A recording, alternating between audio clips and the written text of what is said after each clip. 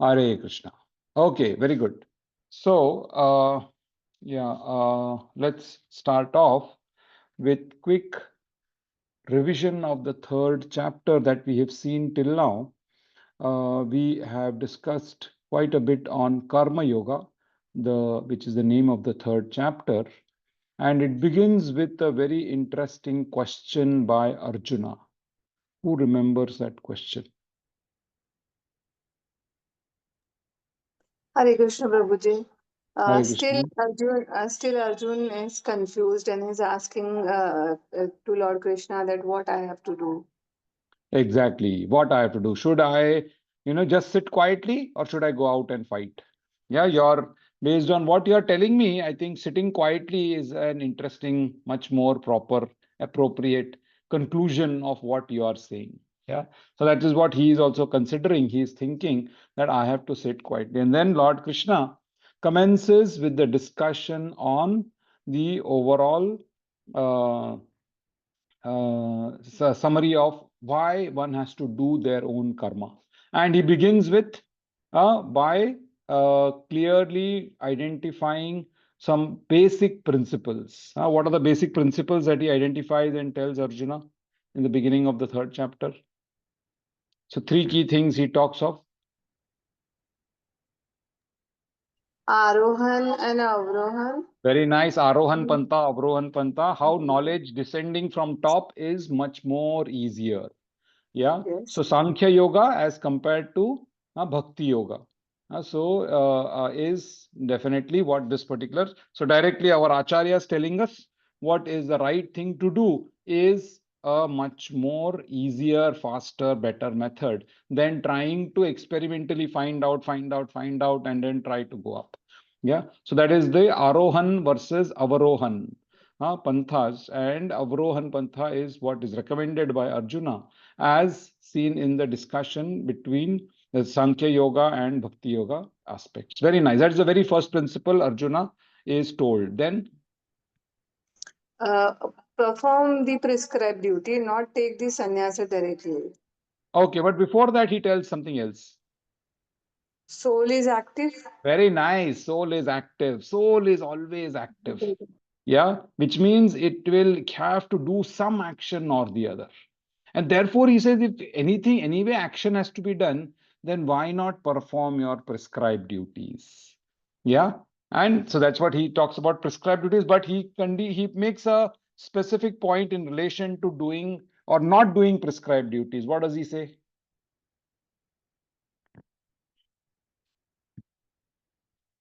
Prabhuji, I missed the question. So he says you have to do prescribed duties, but in relation to doing prescribed duties or not doing prescribed duties, he says he makes one point. Lord Krishna makes a point in relation to renunciation, which is not doing your prescribed duties. What does he say?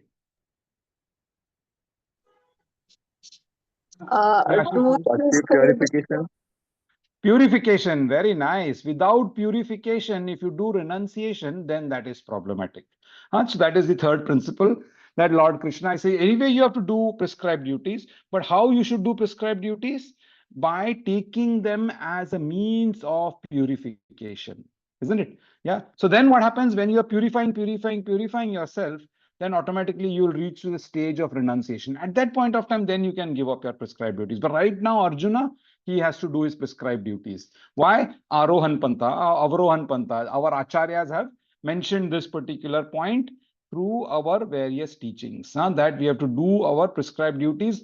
By giving up prescribed duties without purification, then that is problematic. And we see Lord Krishna gives various examples, like if a sannyasi, if he has lots of desires, but he has now taken sannyas, which means what? So much problem, right? When he goes to or wants to execute his sannyasa duties, he won't be able to, because his internal mind will always want to go and enjoy, Whereas why? Purification has not happened.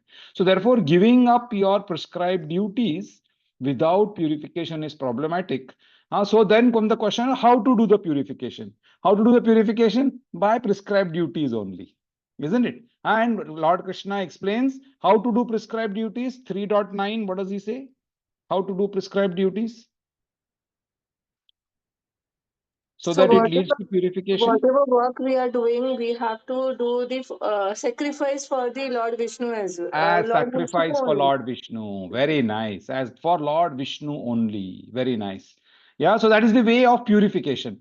You are doing prescribed duties, but what is your mentality? Oh, this prescribed duty I'm doing because Lord, I am going to do it as a matter of sacrifice. So I am a grahastha. I have to take care of this house. I have to take care of my family.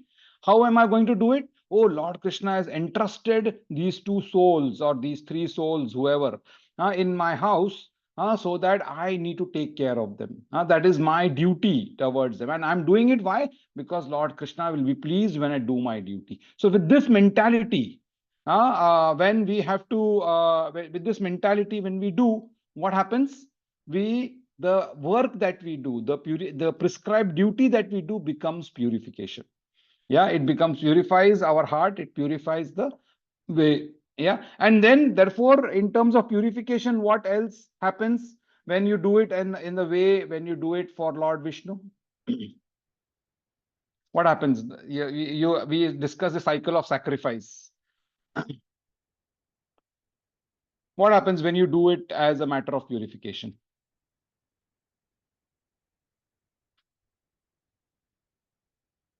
What happens when you do sacrifices? There will be a no bondage of That is fine, very good, that is fine. Yeah, there will be no bondage, but something else also will happen when you do sacrifices. Hint is the cycle of sacrifice. that bhakti yoga, Prabhuji, yoga ladder. Bhakti, that is yoga ladder. That is separate. That is separate. Okay, something else will happen when you do it as a matter of sacrifice. So even yagyas are done as sacrifice, isn't it? Yagyas are sacrifices. So what happens yagya when you do yagya? What we discussed.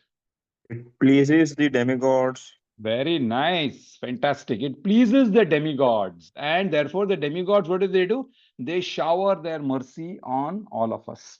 So, Annad Bhavati Bhutani, we discussed that. That all, we all need what? Food grains. How does food grain comes from? It comes from rains. How will rains come? When you do offering to Lord Indra, when you do sacrifices. What is the best way to do sacrifice? Do it for Lord Vishnu. Yeah, when you do it for Lord Vishnu, automatically demigods are pleased. They will offer all their, shower. They will shower their mercy on you, and you will get rain, food grains, and you will. So, what have you done? You basically used your prescribed duties as sacrifice, so that you will get all the blessings of the demigods. Yeah. So that's the cycle. We've discussed that cycle of sacrifice. Everybody remembers that, right? You remember the cycle of sacrifice, no? Yeah. So that's what happens when we do our prescribed duties as a matter of sacrifice. So we saw this very nice. Oops.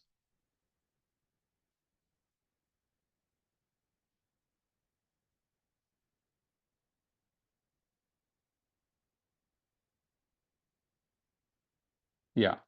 So we saw this very nice. So we all need we are all embodied living beings. We need food grains. Food grains comes from rains. Rains comes from performance of yajna. Yeah.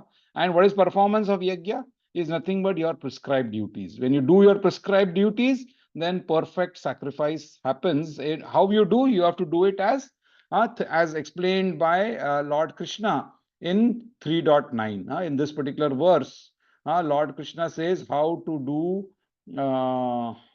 Yeah, we have to work. Work has to be done as a sacrifice to Vishnu. Otherwise, work causes bondage. Yeah, so that's the important part. We have to do action for the pleasure of Lord Vishnu. Yeah, yeah. So then also we saw yoga ladder, lowest. How to do Nishkam. What are the different ways of doing karma yoga? One is no rules regulations, animalistic life. So all the lowest of the low.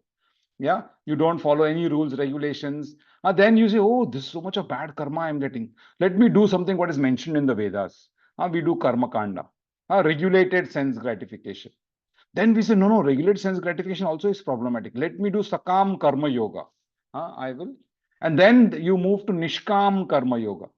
And then from Nishkam Karma Yoga, you move to Jnana Yoga, Ashtanga Yoga, Bhakti Yoga, one of these methods. So that's how we slowly progress. But what is the end goal? End goal is to do our prescribed duties as a matter of sacrifice. Yeah, that's what is. And of course, that is the entire point, that when you do this, you move from karma kanda to karma yoga. When you do it with this mentality, that I don't want the end result. The end result is for Lord Krishna's pleasure. Yeah, I have to only do my duty. I will do my duty. Then let Lord Krishna decide what he wants to do, whether it should be success, failure, whether I get money, don't get money, I don't care. I follow the way of doing work, which is karmanyevadikaraste ma phaleshu kadachana. When I do it in that particular manner, and the result I offer it to Lord Krishna, then I'm doing perfect karma yoga, nishkam karma yoga. So that's what Arjuna is also told, that when you fight it in this particular thought process. Yeah, just 1 minute.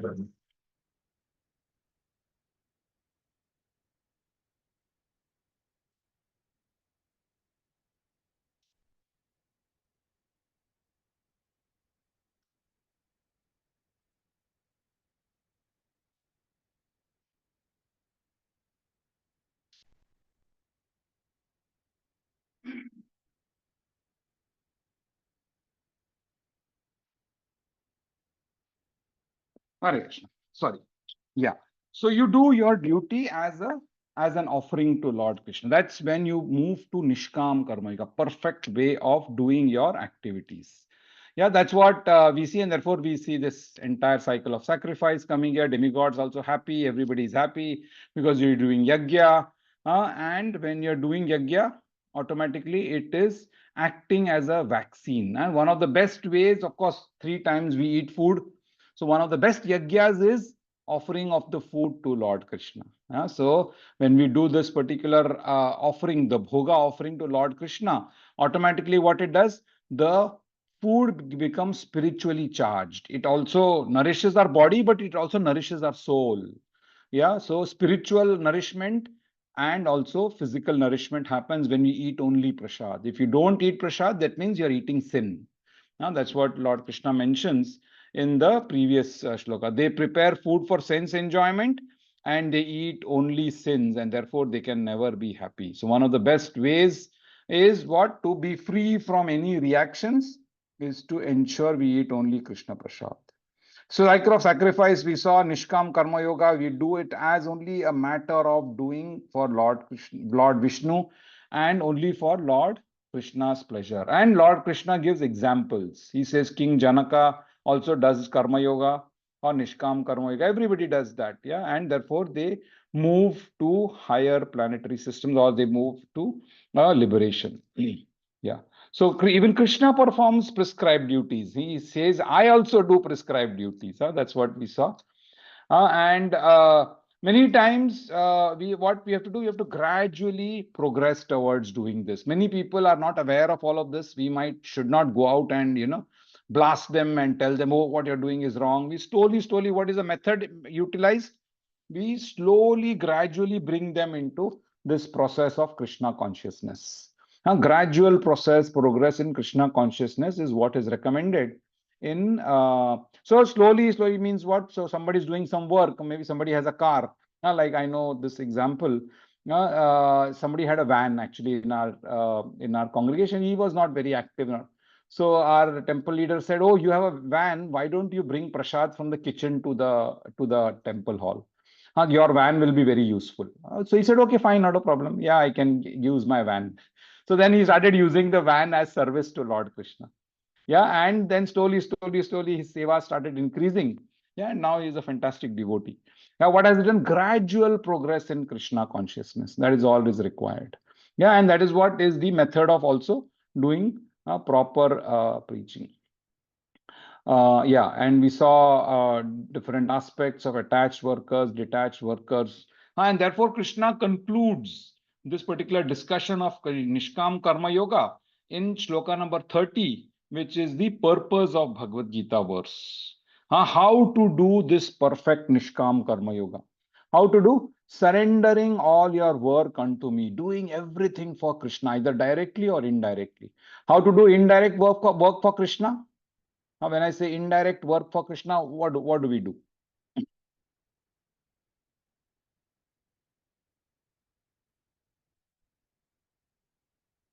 Anybody?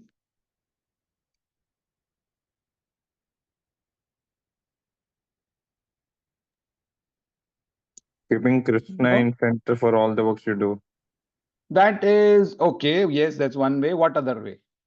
So you're keeping, even though you are not working directly for Krishna, you keep a Krishna's photo or you think of Krishna while doing work. Fine. What else? What other way? So how will you surrender all your work if you're not doing some, say you're going to office? How will you surrender all the work unto Krishna? First, we'll pray that whatever work we are doing, I'm doing for the Lord Krishna, and then we'll Okay. start. So directly, it is getting, a Krishna conscious work. Okay, that is the execution of the work. What about the result of the work? Karmane vadhikarasya. Exactly. Yeah. So result of the work, what you do, that also you offer to Lord Krishna. Yeah. So the result of the work when you offer, so even though I'm not directly say doing temple seva, so when I'm doing temple seva, I'm doing direct work for Krishna, isn't it? That is direct work. You're doing temple seva, you're doing japa, you're doing, but many, that is not we do 24 hours. We have to go to office, we have to go to our job, we have to do so many other things, we have to do household duties. Yeah. So when I go to office, what do? The result of that office work, which is a salary. Yeah, salary I offer it to Lord Krishna, which means the work also becomes work for Krishna, basically. Yeah, so either directly or indirectly, we have to surrender all our work unto Lord Krishna. Mental surrender has to happen. Now, so when the salary comes, mentally we offer it to Lord Krishna. I'm going to use it for Krishna, your program. This is my home. This home is a temple. It is your house. I'm going to use it to decorate this house. So the salary being used for decoration of this, or salary being used for buying bhoga, isn't it? Bhoga, when you buy and you distribute it for to everybody, and then that also becomes usage of a salary for Lord Krishna's purpose, like that. So you use the result of the work for Lord Krishna's purpose with full knowledge of me. That's the second aspect of doing work for Krishna. Full knowledge of Krishna. We read Bhagavad Gita, Bhagavatam, know about Lord Krishna. We know what he is saying. Without desires for profit. Yeah, not unnecessarily wanting profit. Whatever comes, Lord Krishna, is up to you. I don't care. No claim of proprietorship, knowing that I am not the doer. Lord Krishna is the doer, and I am just a nimitta matra, I am an executor. Free from litha, without laziness. So this is how we have to do our basically work. Yeah, surrendering all work to Lord Krishna with full knowledge of Krishna, without desire for profit, no claim of proprietorship, and free from lethargy, without any laziness. That is how we have to. This is the purpose of Bhagavad Gita verse. Very, very important verse for all of us. Okay, so that's where we saw purpose of Bhagavad Gita, and then Lord Krishna comes in now. He says, if you agree to do a way of doing this, you will be benefited. If you don't, you will be, yeah, yeah, exactly. You will still remain in the material world, else you will come to the spiritual world. So, how to follow? How we have? What is the most important considerations for doing this work? We have to do it with full faith, yeah, and without envy. So when we follow Lord's injunctions, how do we follow Lord's injunctions? Whatever Lord Krishna is saying, how do we do that? With full faith and without envy. When we do this, automatically the work that we do will be freedom from bondage. No karma will come in. It will become a karma. Yeah, no good karma will come, no bad karma will come. Which is what we want, because good karma is also problematic. Good karma means we will have to stay on here longer and in the material world, which is also problematic, which means we have to enjoy the results of our good karma. Therefore, we should not be even doing good karma. Yeah, we have to do what? Akarma, which is good karma offered to Lord Krishna. So that is the most easiest method of doing this. Yeah. So everyone does, that's what Lord Krishna concludes. Everyone acts according to his own desires, own condition that are there. Yeah. So therefore, what we have to do? we have to ensure that we do not have any attachment and aversion. These are the two blocks to self-realization. Yeah, how do we come out of attachment and aversion? Okay, we've not discussed this part, right? As of now, we were at 32. We did discuss this, Prabhuji. We did discuss this, right? 34. Yeah, attachment and aversion. So those were the problems where why we are getting material engagement. Why are we getting our body, our this embodied again and again? Because of unrestricted sense enjoyment. Yeah. How do we get out? We get out by ensuring we reduce our sense enjoyment. How do we reduce sense enjoyment? By doing our actions only for Lord Krishna's pleasure, not for my pleasure.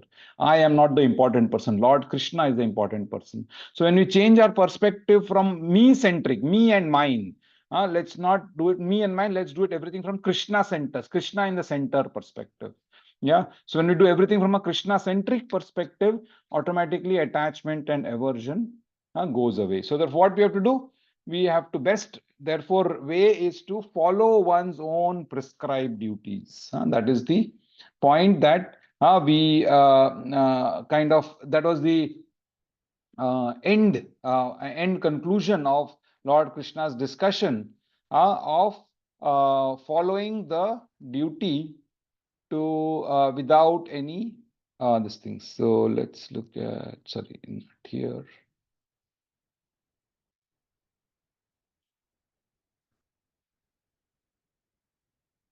Okay, wait, let me, it's got stuck.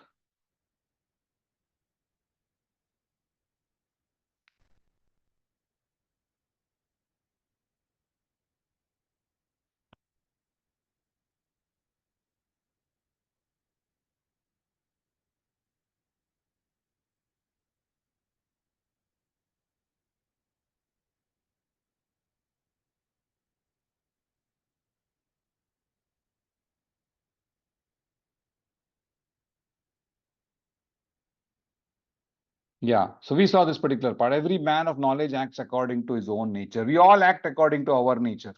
Yeah, what is based on sattva guna, tamo guna, rajoguna, which is acting on us. Yeah, so therefore, no point in repressing our original nature. If we repress our original nature, then that is problematic. So what we do, we follow whatever is our prescribed duties and use that as detachments, and therefore here Lord Krishna mentions about the principles to regulate attachment and aversion pertaining to senses and their objects. Yeah. So what is the one which causes us not to do work, or what causes our own sense enjoyment, right? We want to not do our duty, we don't want to. Why does that happen? That happens because of attachment and aversion. Yeah. And attachment and aversion comes from what? Comes from the senses and their sense, the attachment of the sense objects. Now, what are the sense objects? All the things that you like. So eyes like to see. So what you like to see, a movie, which is so that movie becomes a sense object. Yeah, and eye becomes the sense. So sense and sense objects. So what happens? Because we are not controlling our senses to the sense objects, we fall into attachment and aversion. We are not reluctant. We're reluctant to follow all these rules and regulations. So Krishna says, we have to therefore not come under the control of this attachment and aversion. Why? Because they are stumbling blocks for in the path of sense realization. What causes this material engagement or embodiment? Unrestricted sense enjoyment.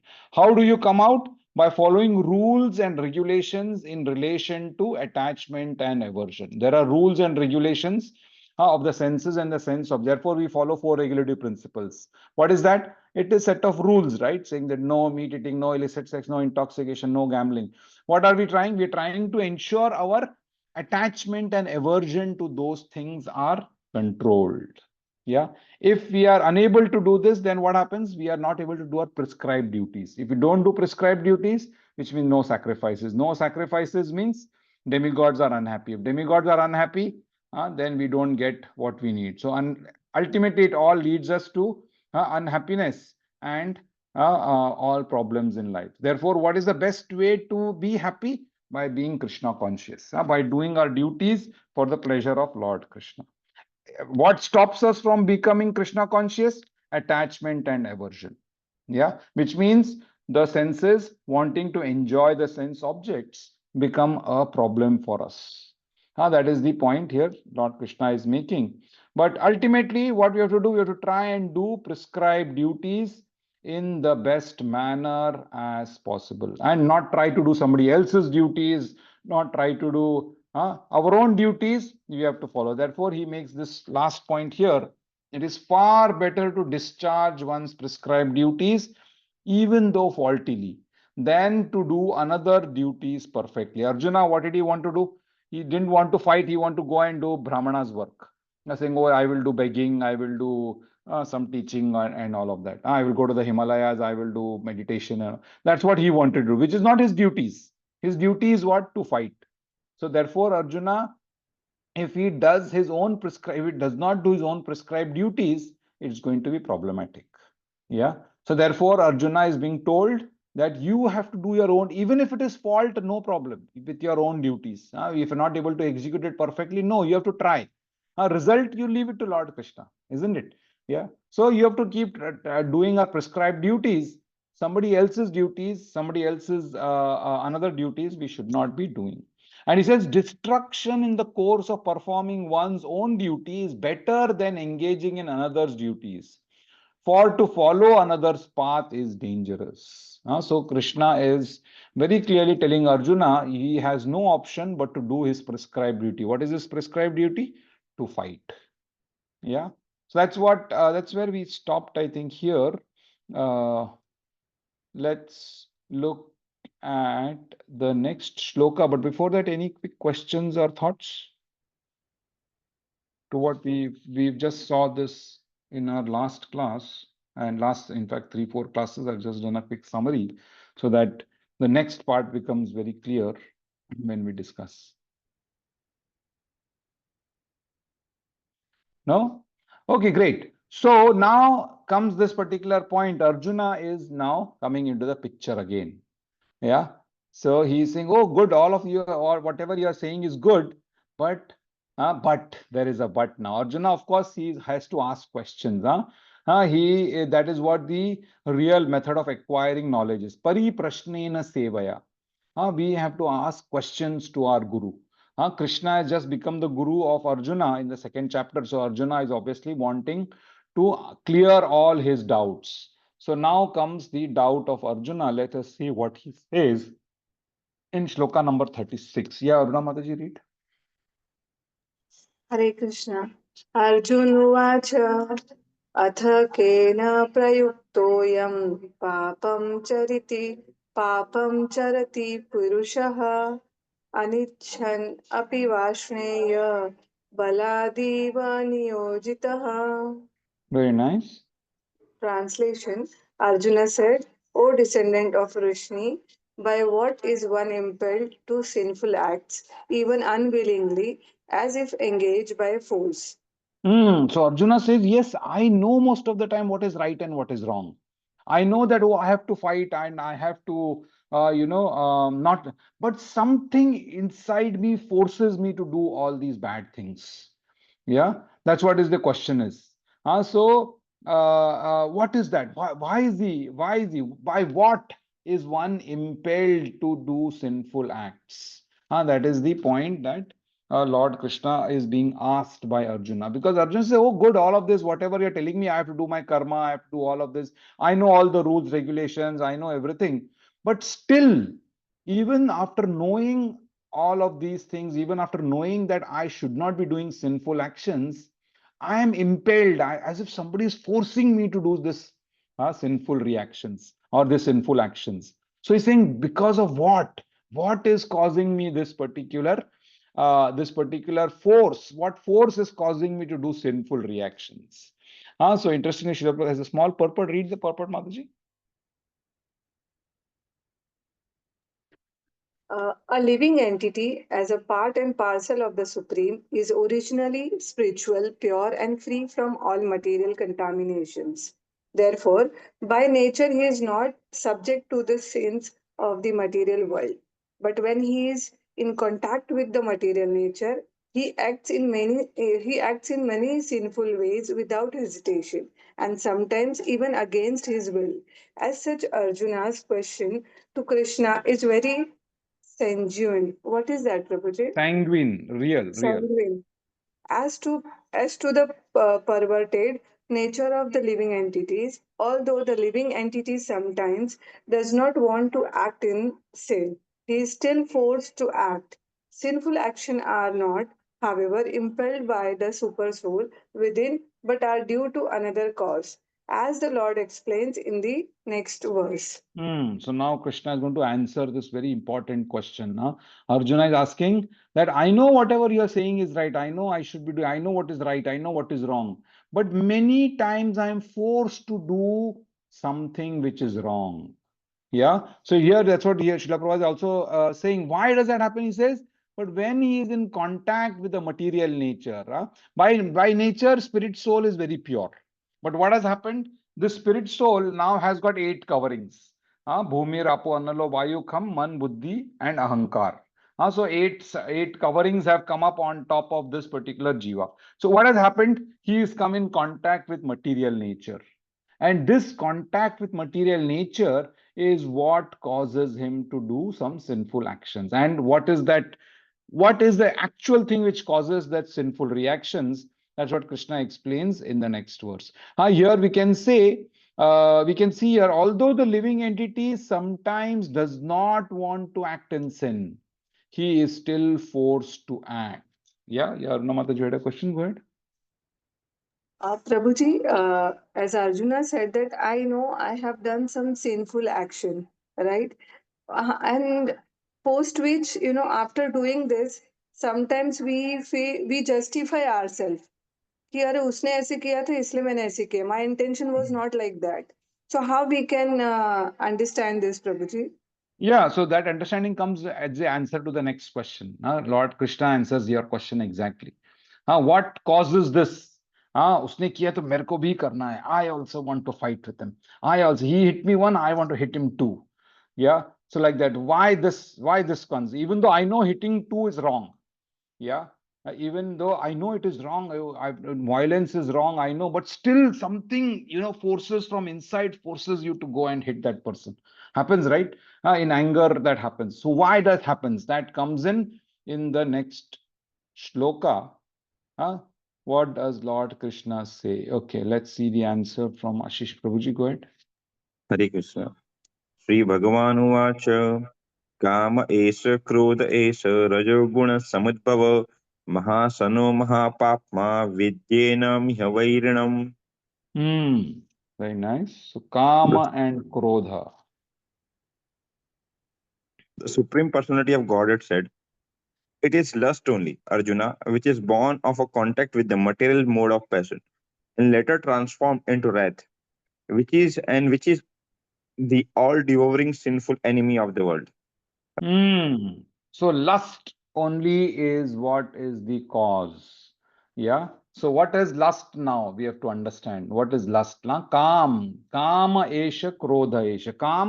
When you indulge in your desires, it gets into greed. If you don't get to indulge in your desires, it becomes anger, isn't it?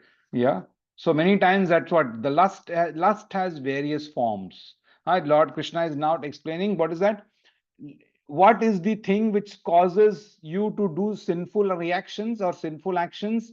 Lust. Yeah, lust comes in various forms. One is, of course, lust as in gross physical lust. You want to enjoy something, you want to eat something, you are greedy about, so you like something, or you like some girl very much or a boy very much. All of that is part of lust, normal bodily lust. But there are subtle forms of lust also. Yeah, subtle forms are lust of what? So when you want, say, need for fame.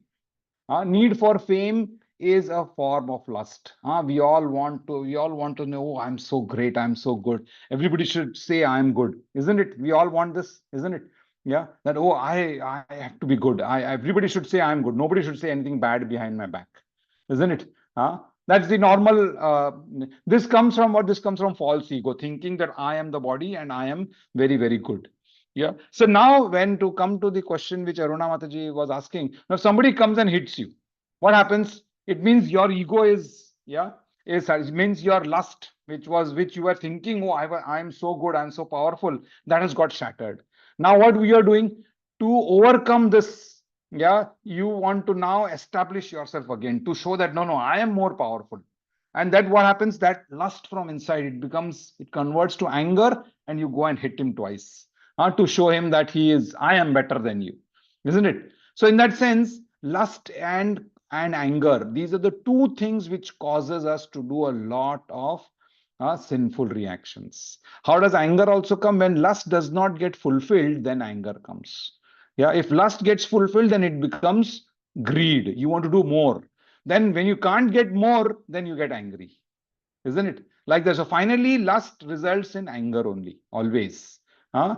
Because if you don't get to fulfill your lust, then you become angry. And lust never stops. Unfortunately, you want more and more and more. I have one Mercedes. No, I want two Mercedes. I want more. I want bigger villa. I want bigger house. I want bigger everything. More money, more money. So that lust never reduces, which means at some point of time, you are going to get angry because you are not able to fulfill your lust. Yeah. So that is the problem here.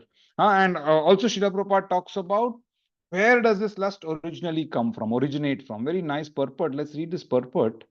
Very important also for all of us to understand. Yeah, Vashish Prabhuji, read ahead. When a living entity comes in a contact with the material creation, his eternal love for Krishna is transformed into lust. In association with the mode of passion, or in other words, the sense of love of God becomes transformed into lust. As milk in contact with the salt, tamarind is transformed into yogurt. Then again, when the lust is unsatisfied, it turns into wrath. Wrath is transformed into illusion, and illusion continues the material existence. Therefore, lust is the greatest enemy of the living entity, and it is lust only which induces the pure living entity to remain entangled in the material world. Wrath is the manifestation of the mode of ignorance. These modes exhibits themselves as wrath and other corollaries. If therefore the mode of passion, instead of being degraded into the mode of ignorance, is elevated to the mode of goodness by the prescribed method of living and acting, then one can be saved from the degradations of wrath by spiritual attachment. So wrath here means anger, extreme anger, or inside boiling anger. Boiling rage is called wrath, basically. Yeah, it's another English word, basically. Wrath is krodh, deep down krodh that comes in. Why does it come in? Because of unsatisfied lust. Now, when lust is unsatisfied, and lust could be not only physical lust, it could be anything. If you want to be famous, but you're not becoming famous, you think you're a very great singer, but nobody's giving you a chance, you are not able to sing. Yeah. So, sorry, Ashish, to a point. No, Prabhuji, sorry. Okay. So, so what happens? Everybody, that need for fame is not getting fulfilled, which means your lust is not getting fulfilled, which means you're getting angry again and again. So, like that. So that wrath or krodh, deep down anger, which is there, that comes in. Why? Because lust is unsatisfied. So. And where does this original lust come from? It is the transformed version of love. Originally, we all were loving Lord Krishna, but what has happened? Envy has entered. Yeah, just like a sour tamarind transforms milk into yogurt, this envy of Lord Krishna has created this love turned this love into lust. And what is the lust that we have in the material world? We want everything, me and mine. This is mine, this is mine, this is mine. I want to enjoy, enjoy, enjoy. What is that? That is nothing but lust. We all think, oh, this two boy and girl are meeting and Bollywood story, they're dancing next to each other. That is love. No, that is not love. That is just lust. That is lust because they both want to enjoy each other. It's the matter of enjoyment that is what is causing them to. The real love is what? Only with Lord Krishna and with nobody else. Anything else that you are liking or loving or wanting, you have to understand it is nothing but lust. It is not love. Yeah. So that's the point here Srila Prabhupada makes. Now, when a living entity comes in contact with material creation, his eternal love for Krishna is transformed into lust. Yeah, eternal. What we love for Krishna gets transformed to lust. And why? In the association of the modes of passion. When lust does not get fulfilled, what happens? You become angry, which means you getting into tamoguna. And then this tamoguna takes you down, basically down into the material world, and it keeps you out, keeps you in this cycle of birth, old age, disease, and death again and again.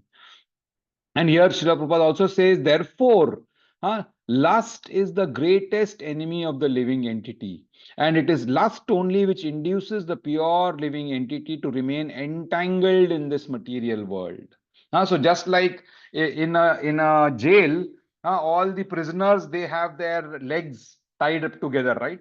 In shackles, in chains. So here, material world also, what is our shackle, our chain is lust. What has Maya Devi put in? This lust that we have. She induces lust around us, which causes us to remain in this material world. We are thinking, oh, I am the greatest, I am the enjoyer. Yeah, I am. And that I is what causes the jiva to always remain in this material world. This me and mine mentality, aham mameti. We will discuss this aham mameti aspect when we go further in Bhagavatam. There also this important aspect of aham mameti is described. What is that? What is that causes? Me and mine is what causes us to remain in this material world. Whereas what we have to do, we have to try and convert it back to Krishna and Krishna's. Everything is in relation to Lord Krishna is what we have to do. And yena kena prakarena. One way or the other, what we have to do, mana Krishna niveshaya. Yeah, we have to invest our mind in Lord Krishna so that our lust can reduce, and pure love can get converted. Unless and until we do that, we will never be. And therefore, what are we? If you look at any religion, every religion wants us to curtail our lust. They all want us to become humble, isn't it? Why? Because the false ego needs to be removed. And the false ego, which is the closest to the soul, when that becomes loose, yeah, the false ego becomes loose, then the soul can get free. Till that time, the soul will always be attached to this material world. Yeah. And what does the false ego feed on? False ego feeds on lust. And we never give up on lust. Therefore, our false ego keeps on increasing and increasing and increasing, which means our bondage keeps on increasing. Our the attachment to the material world becomes very, very, very strong. Yeah. So, how to come out of this lust? That's what Srila Prabhupada also explains. Let's read the next two paragraphs. Very nice paragraphs. Yeah, Ashish Prabhuji, go ahead. The Supreme Personality of Godhead expanded himself into many for his ever increasing spiritual bliss. And the living entities are parts and parcel of the spiritual bliss. They also have partial independence, but by misuse of their independence, when the service attitude is transformed into propensity for sense enjoyment, they come under the sway of lust. This material creation is created by the Lord to give facility to the conditioned soul to fulfill these lustful propensities. And when completely baffled by the prolonged lustful activities, the living entities begin to inquire about their real position. So now if an intelligent person is there, he will say, okay, now I have fulfilled this lust, I fulfilled that lust, but this lust is not coming down only. What is that? Why is that? So if an intelligent person is there, then he will come to know, oh, this is problematic. Yeah, that last, therefore, our acharyas, what have they mentioned? That we have to be content with what we have. We talk about contentment, we talk about simple living, high thinking. What are we all trying to do? We are trying to reduce our propensity to enjoy. Yeah, because we know, our acharyas also know that this propensity to enjoy is not going to actually lead us to enjoyment. Why? Because even if we have all the money in the world, still we see they are most depressed, they are not very satisfied, they are into all these criminal activities. One way or the other, they become unhappy one way. And we were I was reading somewhere that the world's second richest person, he committed suicide or something recently. If he have all the money in the world and everything he can enjoy, why he has to commit suicide? Which means look at how much unhappy he must be, isn't it? To have not been able to enjoy his life, that he still has this propensity to kill himself. Which means what? We have to really comprehend and understand that enjoying material senses and material sense enjoyment is not really giving me happiness. Yeah. If a fish is outside water and you give it all the money in the world and all the gulab jamun in the world and all the best food in the world, will the fish be happy? Yeah. What will the fish be happy? Only when it goes inside water again, isn't it? Yeah. So that is what we are all like fish out of water, and we are now trying to satisfy ourselves through this material lust. But this lust is never going to give us satisfaction or happiness. And therefore, that is when we come to this conclusion. That is when we start to really think, what is my real position? And that's what Srila Prabhupada here makes this point. When completely baffled by prolonged lustful activities. Now we've been yet for 2 billion lifetimes, multiple janmas, we are trying to enjoy. But still we are here again, and even this janma, we are now so much frustrated, so many things to do, so many problems, so many this has to happen, that has to happen. So we are now finding out that this method that we have utilized till now of trying to fulfill our lustful propensities is actually not the real thing. Yeah. And that is when the living entity says, the living entity begins to inquire about the real position. Huh? That who am I? Why is this happening to me? Why am I getting into this cycle? I don't want to become old, but I'm forced. I'm going to become old. All my teeth is going to fall off. My hair is going to go away. Yeah. I won't be able to see. I will be so much of diseased. Yeah. I don't want disease to happen, but still disease will come to me, isn't it? Do I want all of this? No, I don't want all of this, but still it's going to come to. Why will it come? Why should it come to me? Yeah. Is there a position where these things are not there at all? Yeah. So these are the questions that automatically we an intelligent being will should start asking. Yeah. And our acharyas, they are all have been intelligent beings, they've all been there, done that. They therefore say, and they've put in all of this knowledge in the Vedanta, in the Vedas. And therefore even the Vedanta Sutra begins with what? Begins with athato brahma jidnyasa. Now we have come to the level of understanding Brahman. Brahman means you as a spirit soul, Brahman as in the Supreme Lord. Multiple meanings are there for Brahman. Yeah, so Athato Brahma Jidnyasa. Now you've come to understand. Why? Because all my lustful, enjoying propensities are actually not giving me happiness. I am still thinking, I'm still finding something is short. Yeah. So that's what here Lord Srila Prabhupada also finishes off this purport very nicely as to how lust can be transformed back into love. And he gives a very fantastic realization here of how other devotees have done this. Let's read this part. Yeah, Ashish Prabhuji, read the last paragraph. This inquiry is the beginning. Sorry. This inquiry is the beginning of the Vedanta Sutras, wherein it is said, Athato Brahma Jignasa. One should inquire into the Supreme.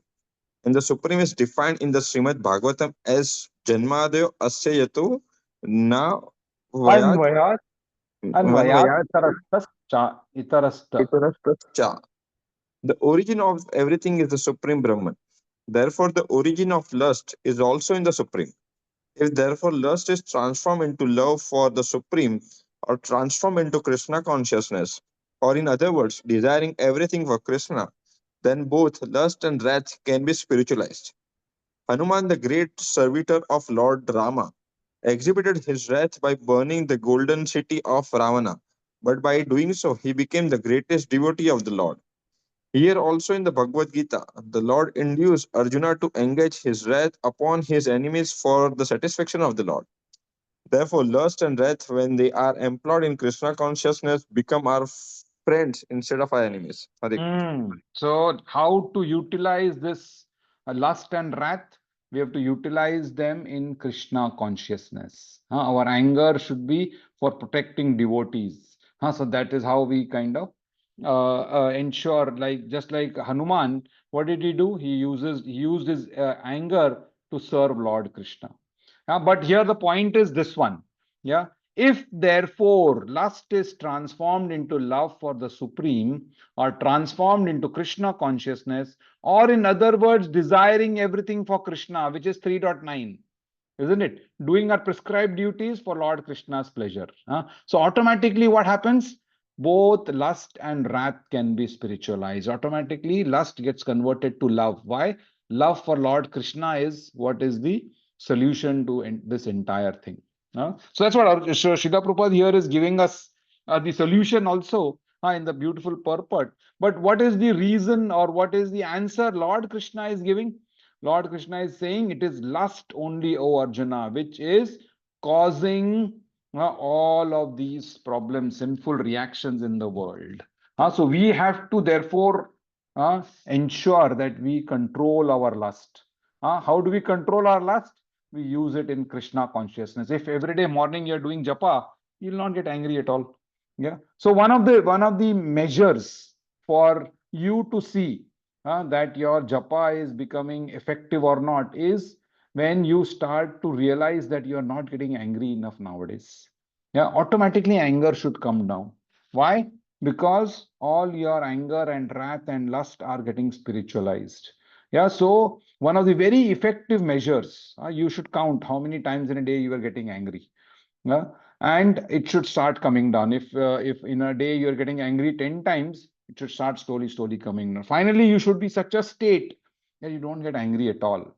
Why? Because everything you are in connection to Lord Krishna, everything you are thinking, oh, Lord Krishna is doing all of these things. I have no problems. Yeah. So that is the realization that you get, and that never causes you anger. Even if somebody comes and hits you, oh, Lord Krishna is. So does that mean you should keep getting hit always? No, you should also realize, oh, this particular person, he's increasing his karma. Let me reduce his karma by stopping him. Yeah. So like that. So if you also look at the violence that you receive from the other person's karmic angle. Yeah. So like that. So when you start thinking in this particular terms, when you start becoming more and more Krishna conscious, automatically your anger levels will reduce. Anger level means reduce means what? Your lust is not peaking. Isn't only when lust is unsatisfied, then you get angry, isn't it? But if by doing Krishna consciousness, automatically your lust is getting reduced, yeah, you will see a change in your own behavior. That is the actual stuff that will happen when we actually do Krishna consciousness. Yeah. So that's what here Lord Krishna is saying, that it is because of lust that the person is getting is that is the most this person is doing sinful actions. Various things that we saw, how tamarind yogurt getting becoming, why? Because the jiva is coming in touch with the material modes, and therefore that is creating lust in the jiva. Even yeah, that's what we say. Oops.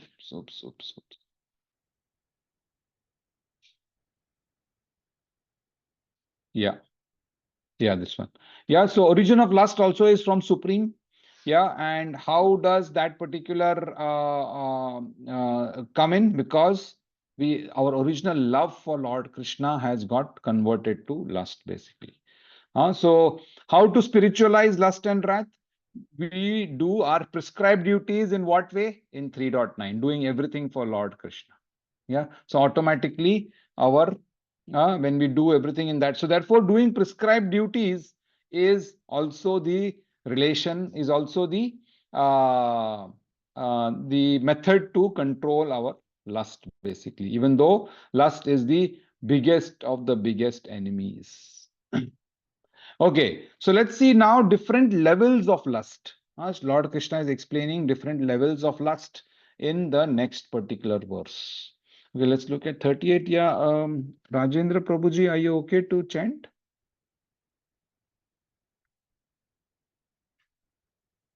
Okay, maybe he's on the phone. That's why. Yeah, Rajendra Hello, Prabhuji. Hare Krishna Prabhuji. Hare Krishna. Hare Krishna. Yeah, Prabhuji, go धूमेन ahead. व्रियते अर्थशुम्बलेन च यथो बलेनामृतो गर्भस्तथा तदेन अमृतम्. Very nice, very nice. As As fire is covered by smoke, a mirror is covered by dust, or as the embroider is covered by the worm. The living entity is similarly covered by different degrees of this lust. Yes. Yeah. So now Lord Krishna is giving us more information about lust because we need to control lust, right? So he needs to tell us more about this particular lust so as to how we can control this lust, how we can reduce the lust in our lives. So he gives now more information about lust. Now, so if you want to know about something, what you have to do, you want to get to know, you should know more and more information about that particular thing, right? If your enemy is lust, you need to know about your enemy. Yeah. And that is what here this particular shloka is talking about. What are the degrees of lust for a living entity? So some living entities have lot of lust. Some of them have little lust. And what are those? So the angle or the measures are given by an analogy. Lord Krishna gives an analogy. Yeah. So first analogy that he is talking about is the baby in the womb. Yeah. When the womb is in the embryo, which means what? The baby cannot move. It is like sitting inside. It can't even move. It can't do anything. It is totally covered. So that is one way in which the lust is covering. Very, very strong lust covering the particular jiva. Next is dust covered by the mirror. There is another level, slightly lower level of covering. Yeah, slightly lower level of covering here with the dust of the mirror. You have to wipe the dust so that it kind of clears you. Third is the fire covering, the smoke covering the fire, isn't it? So fire is there, but smoke is totally, you can't even see the fire. What you have to do? You have to fan the fire so that the smoke goes away and then you can see the fire, isn't it? So you can see lust is covering here in this example slightly less powerfully. In this example, slightly more powerfully, and in this example, most powerfully, isn't it? Yeah, full covering of that. Yeah. So Srila Prabhupada explains, yeah, that what are these coverings of lust? He in the purport he makes this particular point. Let's read this purport. Yeah, Aruna Mataji, read the purport. Hare Krishna. There are three degrees of covering of the living entity by which his pure consciousness is obscured. This Yeah. covering is but lust under different manifestation, like smoke in the fire, dust on the mirror, and the womb about the embryo. When lust is compared to smoke, it is understood that the fire of the living spark can be little perceived. In other words, when the living entity exhibits his Krishna consciousness slightly, he may be Likened. likened to the fire covered by smoke. Although fire is necessary where there is a smoke, there is no outer manifestation of fire in the early stage. This stage is like beginning of Krishna consciousness. The dust on the mirror refers to a cleansing process of the mirror by of the mind By by uh, so by many so, spiritual methods. by so many spiritual methods. The best process is to chant the holy names of the Lord. The embryo covered by the womb is an analogy illustrating a helpless position. For the child in the womb is so helpless that he cannot even move. This stage of living condition can be compared to that compared to that of the trees. The trees are also living entities, but they have been put in a such condition of life by such a great exhibition of lust that they are almost void of all consciousness. The covered mirror is compared to the birds and beasts, and the smoke covered by the fire is compared to the human being. In the form of human being, the living entity may revive a little Krishna consciousness, and if he makes further development, the fire of spiritual life can be kindled in Kindled. the kindled in the human form of life. By careful handling of the smoke in the fire, fire can be made to blaze. Therefore, the human form of life is chance for the living entity to escape the entanglement of the material existence. In the human form of life, one can conquer the enemy, lust by cultivation of the by cultivation of Krishna consciousness under able guidance. Hare So, Krishna. Hare Krishna, very nice. Yeah, so that's the analogy here. That's what we can see. What is additional Srila Prabhupada talks about?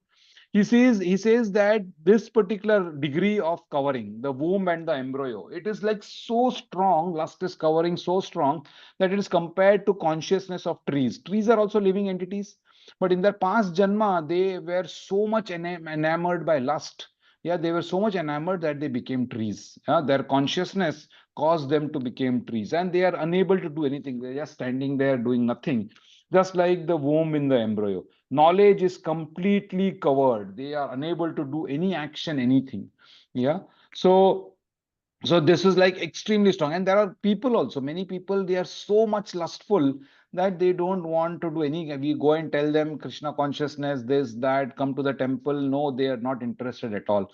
Their lust is like fully into just enjoyment and nothing else. So they are like the next janma, they might become trees. Why? Because lust is totally overpowering and covering them. Yeah. Second level is dust on the mirror. So here, at least, what has to be done? You go out, you rub the screen of the mirror, yeah, with at least some wet cloth, something. Then what happens? At least you can start see the shine.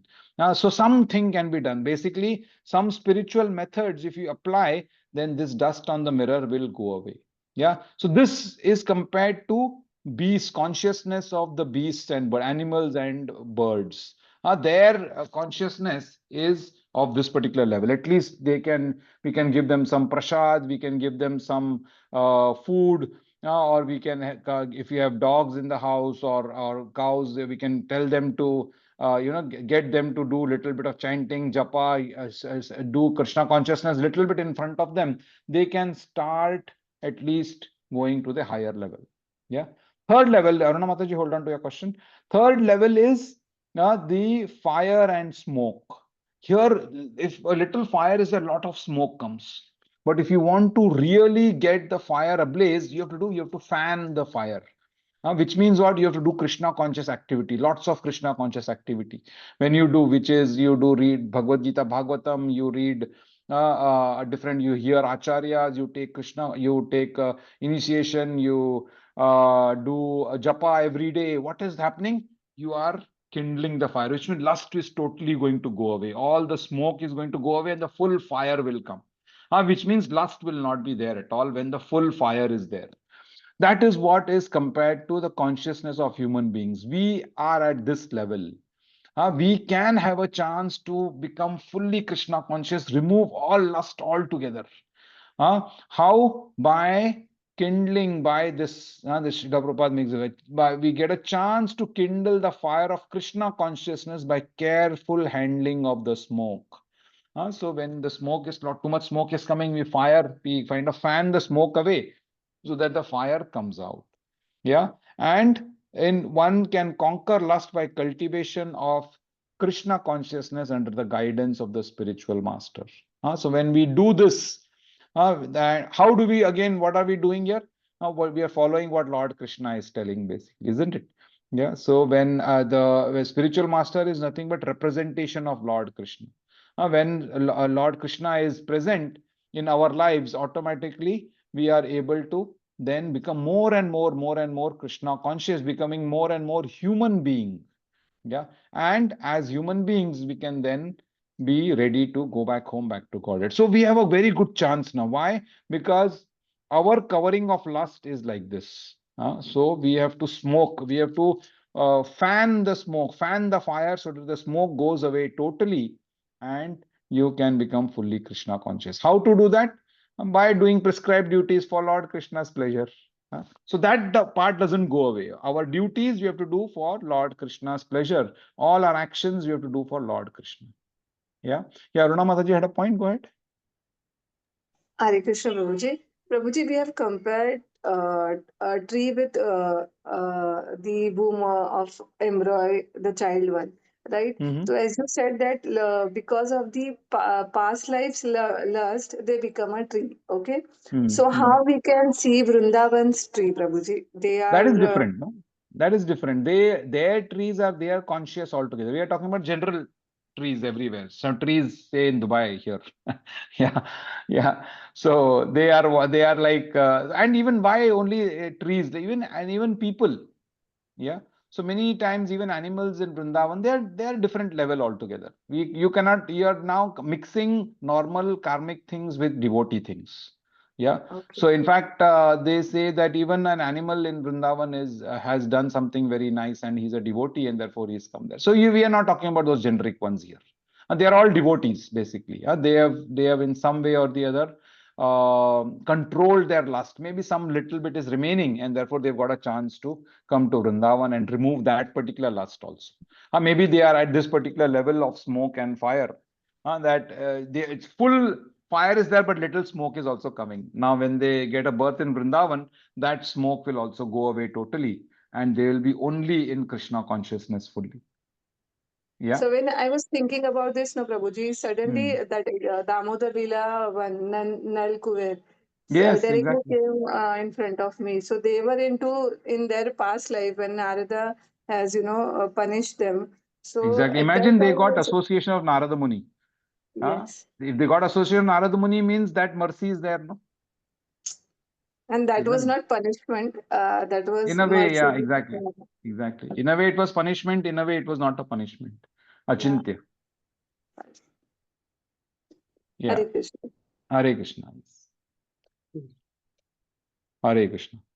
Okay, so that's the point about lust and how lust is covering all the jivas. Yeah. So and again, lust um, as in the three forms of lust or 3 degrees of lust, which is causing us to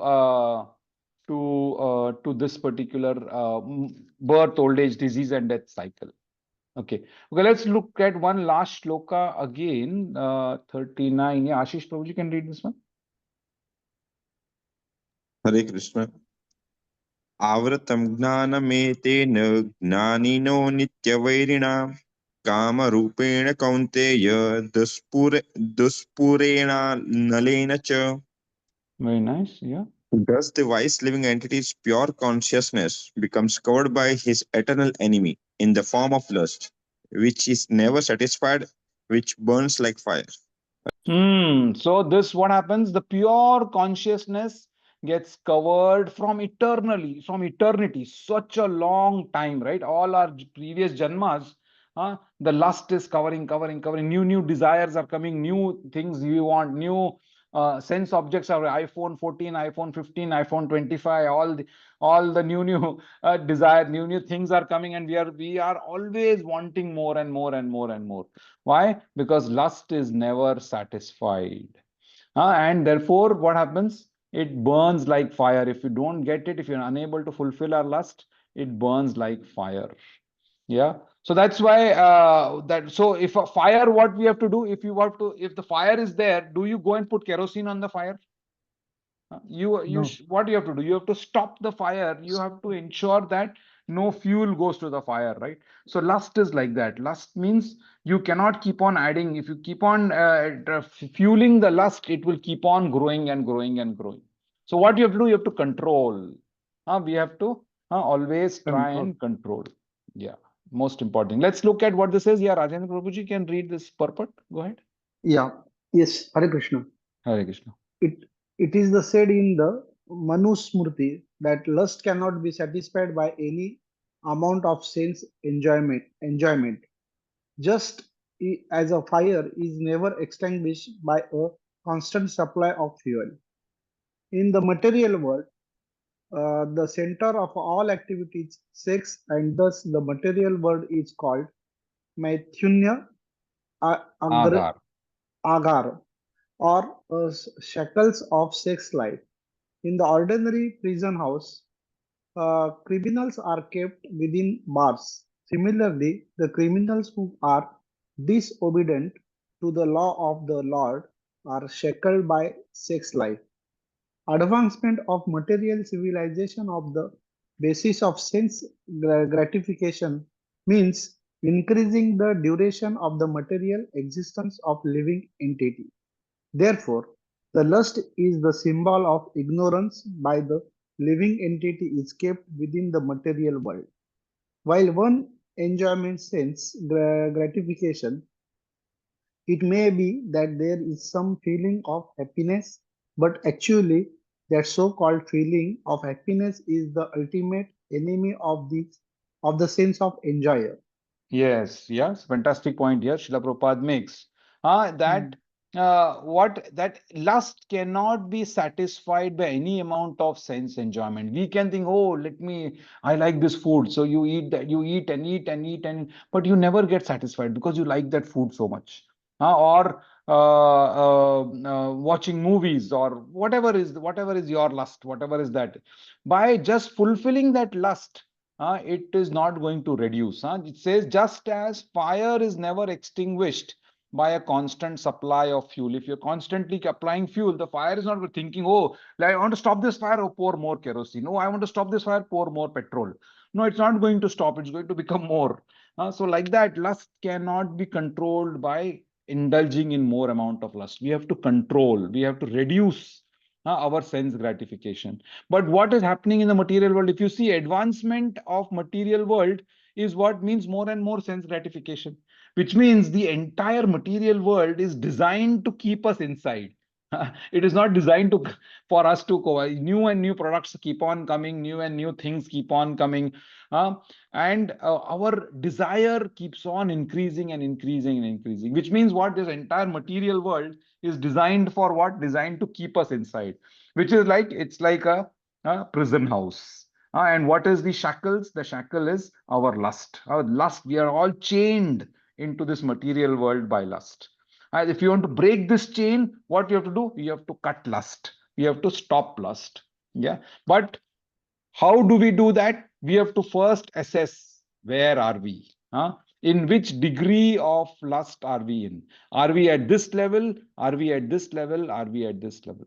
Yeah. And then based on that, we have to come up with specific strategies to overcome lust. And that is what Krishna now describes in the next entire Bhagavad Gita is now about control, about controlling and diverting our desires so that we can reduce our overall and control this enemy of lust.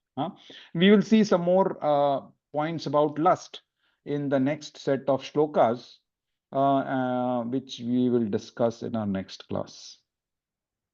So any quick comments, thoughts, or questions that you have to what we have discussed till now? There are a couple of more shlokas on lust, which we will discuss next class about how to control lust. Prabhuji, I was having one question. Mhm. As I said in my first question, that when anger comes, right, we uh, we s- we say something to others, and then we justify ourselves that I was thinking good for that person. So how we That is can again make lust only, no? You don't huh, want to think that you don't want other person to think that I am thinking bad of you. huh. You might So actually how be said out of hatred, out of hate, or yes. out of anger or whatever. Yeah. Then you still want to kind of justify or see this subtle form of lust is very problematic. Yeah. See, straightforward violence, straightforward sex enjoyment, straightforward, gluttony, food, yeah, you can actually control. But this need for fame and the sense of false ego, the ego that I have, I am superior. If I am shouting, somebody should hear me out. If they are not hearing, then there is problem. Then my ego is hurt, right? Therefore, I want to shout more and more. So this why do we shout more and more when somebody is not hearing? Because our ego is hurt. What does that mean? It means Hmm. our lust is remaining unfulfilled. You want that other person. What is the lust here? The control of the person is the lust. Yeah. That when that person, when a mother is not able to see that her child is not in her control, she shouts more and more. Yeah. What is happening? She's thinking, oh, this child is in my control. If I say one statement, he should listen, and because why he's in my control. But he's saying, oh, he's not listening to me, which means he's not in my control, isn't it? Which means I am losing so that subtle form of lust. Again, control is a form of lust. Yeah. the power, need for power is a form of lust. Why do we want to become VP, SVP, president, vice president? Why we want all these padvis? It gives us more power, which means what? It is also a form of lust. So when many people, why do they get angry when they don't get promotion? Because their lust is not fulfilled. And they will become more and more angry, more and more angry. Why? Because their lust is not fulfilled. They have not channelized that lust into something else. We have to channelize the lust into Krishna consciousness, so that, yeah, whether you get promotion, don't get promotion, Lord Krishna decides. I don't desire. So like that. So your entire life's attitude perspective will change once we understand that lust is what is controlling me, and I need to control this lust so that I can move ahead. Yeah. So every action that you do which is coming out of anger is rooted in lust. Yeah, and it could be subtle form of lust or a gross form of lust. Yeah, like why do so many rapes and violent rapes happen? Because the lust is unfulfilled, isn't it? Yeah, and in fact it is so strong that person actually goes out and hurts and indulges in violence to get that, fulfill that lust, isn't it? Yeah. So like all of this is what, all of this, and why is this nowadays, why is it increasing so much? Because lust is increasing, so much of free porn is available on the mobile, on internet, everywhere. What is lust is increasing, and when lust is increasing, violence and anger automatically increases. Yeah, so we have to control this lust. How do we control this lust? We have to diversify our, we have to follow the rules and regulations which controls the sense and sense objects. Attachment, rules of attachment and aversion. What are those? Those are nothing but Krishna conscious activities. Yeah. Hare Hare Krishna. Krishna, Prabhuji. Thank you. Hare Krishna. Hare Krishna. Okay, so Very let's nice stop explained. here for the day. Sorry, Rajendra Prabhu had a point. Go ahead. Very nicely explained, sir. Hare Krishna. Prabhu. Sorry, Hare Krishna. Srila Prabhupada ki jai. She has explained all of this fantastically. I'm just Yeah. repeating him, postman. Yeah. Hare Krishna. Hare Krishna. Okay, so if there are no other points, let's close the day with closing prayers. Ekam Shastram Devaki Putra Gitam Eko Devo Devaki Putra Eva Eko Mantraha Tasya Namani Yani Karmapi Ekam Tasya Devasya Seva Tumeva Mata Cha Pita Tumeva Tumeva Bandhashcha Sakha Tumeva Tumeva Vidya Dravinam Tumeva Sarvam Mama Deva Deva Krishnaya Vasudevaya Hare Paramatmane Pranatah Kleshanashaya Govindaya Namo Namaha कृष्णाय वासुदेवाय देवकी नंदनाय च नन्दगोपकुमाराय गोविन्दाय नमो नमः वसुदेवसुतं देवं कंसचाणूरमर्दनं देवकी परमानन्दं कृष्णं वन्दे जगद्गुरुं कात्यायनी महामाये महायोगिन्यधीश्वरी नन्दगोपसुतं देवी पतिं मे कुरुते नमः श्रीकृष्णः शरणं मम दासोऽहं कृष्णतवास्मि श्रीकृष्णः शरणं मम दासोऽहं कृष्णतवास्मि श्रीकृष्णः शरणं मम दासोऽहं कृष्णतवास्मि हरे Krishna Krishna Krishna Hare Hare Hare Ram Ram Ram Hare Hare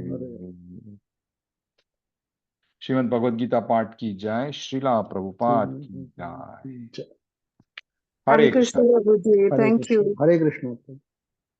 Hare Krishna Thank Rajendra you. Prabhu bye Thank you. Bye.